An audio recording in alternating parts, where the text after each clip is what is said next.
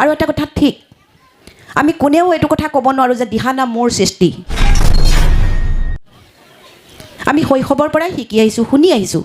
গতিকে কোনেও এইটো ক'ব নোৱাৰিব দিহানাম মোৰহে, মই মোৰ ভাৱেই অহংকাৰ। গতিকে আমি নজনাখিনি শিকি আমি আগুৱাই যাব লাগিব। আমি সকলো একে পথৰে যাত্ৰী। এতিয়া দেখিবলৈ পোৱা গৈছে, যদি আজি মই অকণমান আগবাঢ়িছোঁ, আপোনাৰ মনত ভাৱ হ'ব তাইক কেনেকৈ দমন কৰোঁ।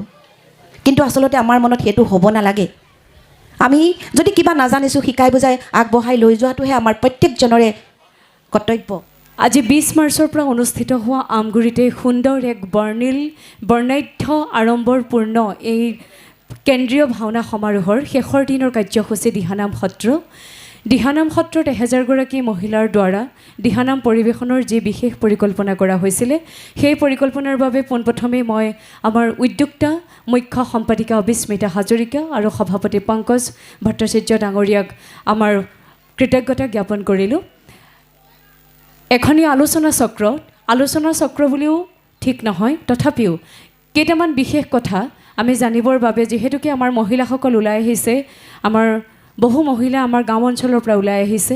এতিয়াও বহু মহিলা আমাৰ গাঁৱতে বা কিছুমান নিৰ্দিষ্ট ঠাইত সীমাবদ্ধ হৈ আছে।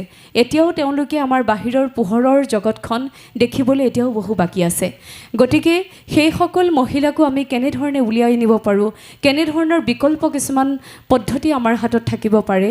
আজি আমি দিহানাম পৰিৱেশন কৰিছোঁ, সেই দিহানাম আমাক কিয় লাগে, দিহানামৰ পৰা আমি কি পাইছোঁ, তাৰ পৰা ল'ব পৰা শিক্ষা কি, সেই হিচাপে আমি দিহানামৰ শিক্ষণ, চৰ্চন, পৰিৱেশন, অনুধাৱন এনেকৈ বিশেষ কেইটামান বিষয়ক লৈ আমি আগবাঢ়িছিলোঁ। তাৰ বাবে আমি আমাৰ মাজলৈ আমন্ত্ৰণ কৰি আনিলোঁ। আপোনালোকে ইতিমধ্যে গম পাইছে, অসমৰ এজন উজ্জ্বল নক্ষত্ৰ, যাৰ বিষয়ে আৰু যিজন ব্যক্তিৰ বিষয়ে মই দুনাই কোৱাৰ কোনো প্ৰয়োজন নাই।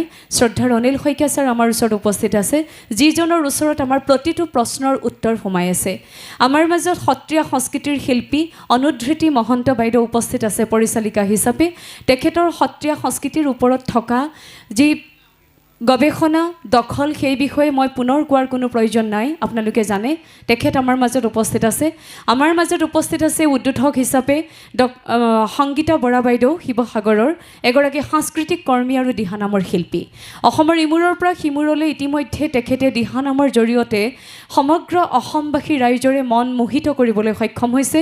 তেনে এগৰাকী গায়িকা বুলি ঠিক নকওঁ, দিহানামৰ শিল্পীক, দিহানামক মনে প্ৰাণে ভাল পোৱা, মানুহক আপোন কৰি ল'ব পৰা এগৰাকী মহিলাক আমি উপযুক্ত বুলি ভাবি তেখেতক আজিৰ আমাৰ আলোচনা চক্ৰখন উদ্বোধনৰ বাবে আমন্ত্ৰণ জনাই আনিছোঁ। যথাসময়ত তেখেতসকল আমাৰ মাজত উপস্থিত হৈছে। আমাৰ কিছু সমস্যাৰ বাবে অকণমান পলম হৈছে। আমি অনুষ্ঠানটো পোনে আৰম্ভ কৰিবলৈ আগবাঢ়িছোঁ। উদ্বোধনৰ বাবে আমি সংগীতা বৰা বাইদেউলৈ মই মাইক্ৰফোন আগবঢ়াই দিছোঁ। আজি আমাৰ এই যি সুন্দৰ অনুষ্ঠানটি আমাৰ বাবে অতি আদৰণীয় আৰু অতি অপেক্ষাৰে ৰৈ থকা এটি অনুষ্ঠান, এই অনুষ্ঠানটি শুভ উদ্বোধন কৰিবৰ বাবে মই তেওঁক মোৰ মাইক্ৰফোনটো আগবঢ়াই দিছোঁ। নমো নমো কৃষ্ণ ৰাম পুৰা মনস্কাম কৰ্ণে মুখে বিছেদ নহৌক মোৰ মন ৰাতুল চৰণ দুই হৃদয়ে ৰহুকা জনমে জনমে সাধু সংগ মোৰ হুকা জনমে জনমে সাধু সংগ মোৰ হুক। কৃষ্ণ, আমগুৰিৰ কেন্দ্ৰীয় ভাওনা সমাৰোহৰ আহ্বায়ক মণ্ডলী, সভাপতি মহোদয় আৰু এই অনুষ্ঠানটিৰ গুৰুভাৰ বহন কৰা মুখ্য সম্পাদিকা অবিস্মিতা হাজৰিকা এগৰাকী, আজিৰ আলোচনা চক্ৰৰ সঞ্চালক মহোদয়, পৰিচালক মহোদয়া আৰু এই অনুষ্ঠানৰ প্ৰত্যেকজন বিষয়ববীয়া, মোৰ সন্মুখত উপস্থিত থকা ব্ৰজধামৰ গোপীস্বৰূপ লক্ষ্মীস্বৰূপ আই মাতৃ সমস্ত, ভকত বৈষ্ণৱ সমস্ত, আপোনাক সবাৰো শ্ৰীচৰণত ভক্তিভৰা সেৱা জনাইছোঁ। 20 মাৰ্চৰ পৰা আৰম্ভ হৈ থকা এই অনুষ্ঠানটি আজি শেষৰ দিন। দিহানাম সত্ৰ, এই দিহানাম সত্ৰভাগিলৈ উদ্বোধক হিচাপে আমাক অংশীদাৰ হ'বলৈ দিয়াৰ বাবে প্ৰত্যেকজন বিষয়ববীয়ালৈ মোৰ কৃতজ্ঞতা প্ৰকাশ কৰিছোঁ। তেওঁলোকৰ চৰণত ভক্তিৰ সেৱা জনাইছোঁ। আচলতে মই ইমানৰ যোগ্য নহয়, তথাপি মোক আমন্ত্ৰণ কৰাৰ বাবে পুনৰবাৰ তেওঁলোকৰ চৰণত সেৱা জনাইছোঁ। দিহানাম কি, দিহানাম ক'ৰ পৰা উৎপত্তি হ'ল, এই বিষয়ে নিশ্চয় এতিয়া আৰু ক'বলগীয়া নহয় বুলি মই ভাবিছোঁ, যিহেতু প্ৰত্যেকগৰাকী আয়ে আজিকালি দিহানামক প্ৰাণ কৰি তুলিছে, নহয় জানো? গাব নজনা সকলো ওলাইছে, গাব পৰা সকলৰতো কথাই নাই, সকলোৱে জানিছে। যিহেতু ইয়াত আলোচনা চক্ৰ আছে, সেয়ে আমাৰ বিশেষজ্ঞ মোৰ শ্ৰদ্ধাৰ অনিল শইকীয়া ছাৰ আছে, আমাৰ বাইদেউ আছে অনুধৃতি মহন্ত, তেখেতসকলে আপোনালোকক বুজাব। আচলতে প্ৰভু ভগৱন্তৰ গুণানুকীৰ্তন কৰি আমি যে আহিছোঁ ইয়াত বহিবলৈ, এয়া আমাৰ সত্ৰ, নহয় জানো? এয়া আমাৰ সত্ৰ। আমি প্ৰভু ভগৱন্তৰ গুণনাম ইয়াত শ্ৰৱণ কৰিম, কীৰ্তন কৰিম, নহয় জানো? গতিকে সকলোলৈকে মোৰ ইয়াত বহি থকা প্ৰত্যেকগৰাকী আইলৈ মই মোৰ ভক্তিৰ সেৱা জনাইছোঁ। আৰু আপোনালোকৰ এই মানে অনুষ্ঠানৰ এই আপোনালোকৰ অঞ্চলৰ বহুকেইজন অভিজ্ঞ গুণীজ্ঞানী ব্যক্তি আছে, কমলা গগৈদেৱকে প্ৰমুখ্য কৰি। আপোনালোকৰ মাজত আছে এয়া উৰ্মিলা দাসদেৱ, তেওঁ ইমান সুন্দৰ দিহানাম পৰিৱেশন কৰে। আপোনালোকৰ গৌৰৱ, নহয় জানো? আপোনালোকৰ গৌৰৱ আছে, বহুকেইগৰাকী আপোনালোকৰ মাজত আছে। তিয়কৰ আমাৰ নুপুৰ দলৰ দলনেত্ৰী আছে, দেখিছোঁ আমি ইয়াত। আপোনালোকৰ মাজত বহুকেইজন আছে গুণীজ্ঞানী ব্যক্তি। আমাৰ সশ্ৰদ্ধ প্ৰণিপাত, আপোনালোকে কোনো ধৰণৰ মনত ক্ষোভ নাৰাখি, হিংসাৰ ভাৱ নাৰাখি, যিহেতু আমি প্ৰত্যেকজন ব্যক্তি আধ্যাত্মিক জগতখনৰ লগত জড়িত হৈ আছোঁ, গতিকে আমাৰ মনত কোনো ধৰণৰ হিংসাৰ ভাৱ থাকিব নালাগে। আমি সকলো একে পথৰে যাত্ৰী। এতিয়া দেখিবলৈ পোৱা গৈছে, যদি আজি মই অকণমান আগবাঢ়িছোঁ, আপোনাৰ মনত ভাৱ হ'ব তাইক কেনেকৈ দমন কৰোঁ, কিন্তু আচলতে আমাৰ মনত সেইটো হ'ব নালাগে। আমি যদি কিবা নাজানিছোঁ, শিকাই বুজাই আগবঢ়াই লৈ যোৱাটোহে আমাৰ প্ৰত্যেকজনৰে কৰ্তব্য। যদি আমি এই গুৰুজনাৰ ইমান সুন্দৰ অমূল্য অৱদানখিনি আমি ইজনে সিজনে ধৰি ৰাখিব নোৱাৰোঁ, তেতিয়াহ'লে কেনেকৈ হ'ব?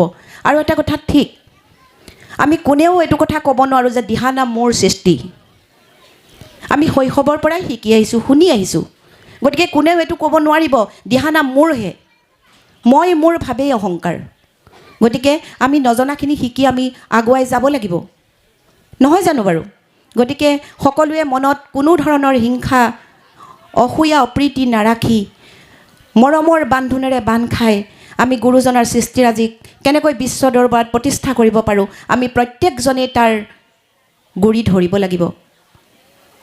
আমাৰ প্ৰত্যেকৰে হৃদয়তেই এই আধ্যাত্মিক দিশৰ যিমানখিনি গুৰুজনাই অৱদান আগবঢ়াই থৈ গৈছে, সকলোখিনি আমাৰ লগত আছে। হয়তো কাৰোবাৰ কণ্ঠ বেয়া হ'ব পাৰে, কিন্তু গাইছে, প্ৰাণত আছে। ইয়াত যে ভাওনা সমাৰোহ পাতিলে, সেয়াওতো গুৰুজনাৰে সৃষ্টি। কিমান অমূল্য সম্পদ তেওঁ আমাক দি থৈ গৈছে। অংকীয়া ভাওনা ইয়াত কম্পিটিশ্যন হৈছে বুলি কৈছে, সঁচাকৈ শুনি খুব ভাল লাগিছে, খুব ভাল লাগিছে। আমি 2011 চনতেই, তেতিয়া হয়তো খুব এইবোৰ বিতৰ্ক হৈ আছিলে, তথাপি কিন্তু প্ৰথম অসমীয়া মহিলা ভাওনা কৰিছিলোঁ আমি ৰংপুৰ মহিলা দলে 2011 চনত। মই লৈছিলোঁ কৃষ্ণ চৰিত্ৰ, ৰুক্মিণী হৰণ নাটভাগী হৈছিল। তেতিয়া আমাক এই আমগুৰিতে এবাৰ ভাওনা সমাৰোহ হৈছিল, তালৈও নিমন্ত্ৰণ দিছিল। তাৰপিছতে হৈছিলে গোলাঘাটত, তালৈও মাতিছিল। আমাৰ এনেকৈ অনুষ্ঠান আমি কেইবাটাও কৰিছিলোঁ। যি কি নহওক, মোৰ ক'বলগীয়াখিনি এয়াই যে মনত বহুত আছে কথা, বহু কথা আছে, কিন্তু কিছুমান কথা এতিয়া ছ'চিয়েল মিডিয়াৰ যুগ, কিবা এটা ঘপককৈ ওলাই যাব, আকৌ সেইটোৱে বিতৰ্ক হ'ব, ক'বলৈও ভয় লাগে। গতিকে মই মাথো এটাই ক'ব বিচাৰোঁ, আমি যে আজি 1000 মহিলা গোট খাইছোঁ, প্ৰত্যেকৰে মনত আধ্যাত্মিক চিন্তা চেতনা আছে বাবেই আজি এই অনুষ্ঠানত আপোনালোক আহিব পাৰিছে। ঈশ্বৰৰ কৃপা আপোনালোকৰ মনত আছে, আপোনালোকৰ শিৰত আছে, তেওঁৰ আশীৰ্বাদ আছে কাৰণে আপোনালোক আজি আহি ইয়াত বহিবলৈ পাৰিছে, ঈশ্বৰৰ গুণানুকীৰ্তন কৰিবলৈ পাব, নহয় জানো? এয়া দ্বিতীয় বৈকুণ্ঠপুৰী হৈ আছে আজি 20 মাৰ্চৰ পৰা। এই জেগাখন পুণ্যস্থলীত পৰিণত হৈছে। তাৰ বাবে আমি অবিস্মিতা হাজৰিকা বাইদেউক অশেষ ধন্যবাদ জ্ঞাপন কৰিছোঁ, যিহেতু আমগুৰিবাসীক ইমান সুন্দৰ এটি উপহাৰ তেওঁ দিছে। তেওঁৰ ওচৰত আমি সেৱা জনাইছোঁ। ঈশ্বৰে তেওঁক কৃপা কৰক আৰু সুন্দৰ সুন্দৰ অনুষ্ঠান পাতিবৰ বাবে তেওঁক ঈশ্বৰে সাহস দিয়ক। বাকী সকলোলৈকে শুভেচ্ছা জনাই মাত্ৰ দিহানামৰ এটি কলিৰে মই আজি এই অনুষ্ঠানটো উদ্বোধন কৰিবলৈ বিচাৰিছোঁ। যিহেতু আমাৰ অনিল শইকীয়া ছাৰৰ বহুত পলম হৈছে, তেখেতৰ বোলে আৰু মিটিং আছে, দীঘলীয়া ভাষণ দি আপোনালোকক আমনি নিদিওঁ, আপোনালোকো বহু সময়ৰ পৰা বহি আছে। মাথো এটি কলিৰে এই দিহানাম সত্ৰভাগী উদ্বোধন কৰিবলৈ বিচাৰিছোঁ। আজি আকাশত ভাহিছে, আজি বতাহত ভাহিছে, মধুৰ মংগল হৰিনাম, মধুৰ মংগল হৰিনাম। কৃষ্ণ এই কলিৰে আজি অনুষ্ঠানটি উদ্বোধন হ'ল বুলি ঘোষণা কৰিছোঁ। কৃষ্ণ।